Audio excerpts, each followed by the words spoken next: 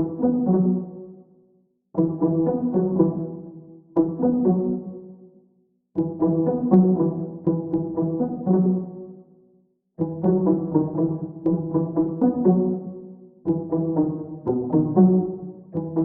ho resantsika ny mahakasika ny vokatry ny tolona izay nataon'ireo mahery folo malagasy tany amin'ny taona 1770 mipetraka mantsy ny fanontaniana amin'ilay manao hoe tena nisy vokany ary niteraka tombotsoa ho an'ny malagasy tokoa ve ireo tolona izay nataon'ireo mahery folo malagasy tamin'ny 7 martsa 1770 ka nipitsipitsy ny mahakasika an'izay no fakafakaina amintsika atao anatin'ity video ity ka manasantsika rehetra anaraka an'ity video ity hatramin'ny farany aza dino fidimy like ny video antsika ary tsara voatrany miabone amin'ny chaîne antsika mba afahanareo manaraka tsy tapaka ny video zay lefa nahito isan'andro tsy ampendrena mo isika fa avy hatrany tonga de vavany ndao ary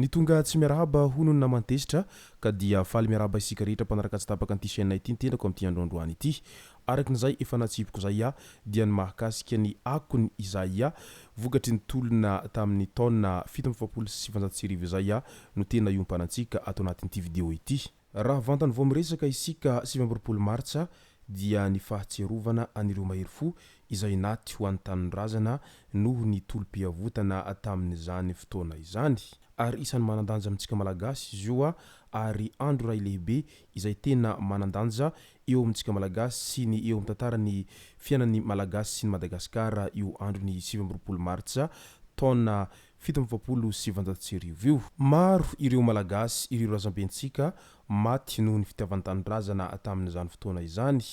maty izy ireo satria nijoro ho an'ny tanindrazana mba ahafahan'ireo taranaka faramandimby mba hiaina milamina sy tsy anteritery ary mba higoka ny tombotsoa izay eo amin'ny harena rehetra ho an'ny Madagasikara izay no antom-pijoroan'izy ireo mba ho an'ny fahafahana ho an'ny taranaka mampara izay kinanjo nefa efa firotaona aty aoriana isika amin'izao fotoana izao dia mipetraka ihany ny fanontaniana amin'ilay hoe tena afaka tokoa ve isika tena nisy vokany ho an'ny taranaka faramandimby ve ilay tolom-piavotana izay nafaty anireo razambentsika tany alohabe tany sa ahoana ny tena zavamisy marina satria mantsy raha ny zavamisy amin'izao ankehitriny izao dia toy ny manao an'ilay fiteny vazaha manao hoe manao un pas en avant dia deux pas en arrière zany ny firenena malagasy amin'izao fotoana izao satria mihamikoroso fahanahitrany ny Madagasikara eo amin'ny fahantrana maneran-tany izay hirahiraintsika isan'andro zao fa Madagasikara dia nosy manan-karena nefa ny vahoaka ao aminy dia fady ranovana ary mahantra indrindra maneran-tany izany hoe mangitahita eo ambonin'ny harena izany isika malagasy amin'izao ankehitriny izao hirahiraina ihany koa fa maro olo manampahaizana ny Madagasikara izany hoe maro manampahaizana ny malagasy fa ny mahagaga ity fahantrana lalina izay mahazo ny firenena ity dia toa tsy ahitana vahaolana ihany na dia maro aza ireo manampahaizana etseroa ireo ka noho izany dia mety maro olo manampahaizana ny Madagasikara nefa mahantra olona izay tena tia tanindrazana sy izay olona tena vonona hampandroso ka noho izany tokony any amin'ilay toetsaintsika izany no mila fanovana lehibe fa tsy vahaolana intsony ilay hoe midina andalambe manao fangatahana etseroa mitokona etseroa manao fanonganam-panjakana toy ny nahazatra hatramin'izay satria efa maro ireo tolona sy ny fanonganam-panjakana izay efa nisy hatramin'izay nefa toa voamay aza isika mikoroso fahanahitrany eo amin'ny lafin'izay fahantrana maneran-tany izay hirahiraina ihany koa ilay hoe mahaleo tena ny Madagasikara mahaleo tena isika malagasy nefa nahoana isika mandraka teny androany dia toa mbola ry zareo frantsay ihany no mibaiko ny zavatra rehetra izay atao ao Madagasikara ao fa tsy mba misy an'izany hoe tena fahaleovantena tanteraka zany raha ho an'ny Madagasikara sy ny malagasy ka noho izany dia toa lasa sarantsarana fahaleovantena araka izany ilay fahaleovantena izay nisy tamintsika hatramin'izay ka mandraky tiany androany. Eo amin'ny lafiny toetsaina izay voalazako izay dia mbola mipetraka hatrany ilay stratégie izay noentiny Gallieni tamin'izany fotoana izany ilay hoe zarazarao hanjakana. Inona marina moa ny tena tao ambadika an'ilay hoe zarazarao mba hanjakana. Zarazarao mba hanjakana io dia isan'ny stratégie iray izay noentiny Gallieni tamin'izany fotoana izany mba handresena any malagasy rehetra sy mba ahafehezana any Madagasikara sy ny malagasy rehetra. Napetrany ny paikady tao anatin'izay hoe zarazarao mba hanjakana izay satria tsy voandroany isika malagasy no efa misy tia misolelaka etsero izay, ary tsy voandroany ihany koa isika malagasy no efa misy an'izay tia ranonranony izay. Ka iny ara fa noho izay fitiavana ranonranony sy misolelaka izay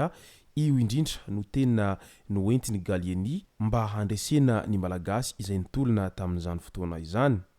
Noezahana ny zarazarana ny malagasy teo amin'ny resaka fiaviana sy ny foko rehetra ary noezahana hampidivana etsiro izy ireo mba hahatonga any malagasy ho mora hifehezina. Izany hoe ny malagasy ihany no hoentina hifehy ny malagasy satria tamin'io fotoana io dia efa tsy ampy ny teo ampelantanan'ny Général Gallieni na teo amin'ny resaka arabola izany na teo amin'ny resaka aramiaramila. Ka teo indrindra no nahatonga azy nametraka an'izay paikady hoentina amin'ilay hoe zarazarao mba hanjakana izay. Na dia efa nahazo fahaleovantena aza ny malagasy dia mbola nipetraka ihany anefa ny tao an-tsain'ny malagasy rehetra ilay paikady zarazarao hanjakana izay ary mbola manaranaka izany mandraky teny androany satria nahoana mipetraka foana ny adimpoko etsero amin'ilay hoe tanindrana sy ny merina andevo sy ny andrina. Hirahiraintsika foana ny hoe malagasy iray ihany malagasy tsy mivaky volo, nefa ny zava-misy hatramin'izay ka hatramin'izao dia tena mipetraka foana ny fankahalana ao anatin'ny fontsika tsirairay ao, fa tsy mba misy an'izany hoe malagasy amin'ny Madagasikara iray manontolo izay tena miray loha sy miray fo ary tena mifankatia izany. Rehefa makany andrenivohitra anao dia tsy maintsy misy foana ny fanilikilihana ankolaka sy ny etsiro izay. Rehefa eo amin'ny firesahana sy ny fifandraisana misy foana ilay hoe fanavakavahana ankolaka eo amin'ny lafiny côté sy ny merina izay. Ka noho izany dia tena sarotra amintsika ny handroso raha toa ka mbola izay toetsaina zarazarao hanjakana izay foana no mbola mipetraka ao an-tsaintsika tsirairay.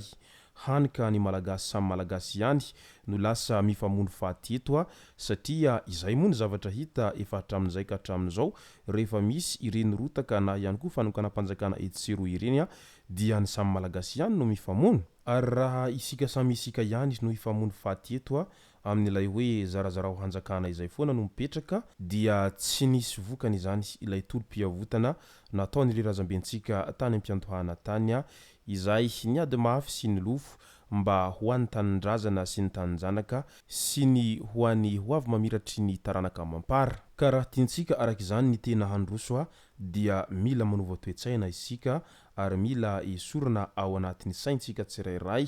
ilay hoe tanindrana sy ny merina ny andrina sy ny maro hafa izay fa raha mbola izay foana no mipetraka dia sarotra amintsika ny handroso.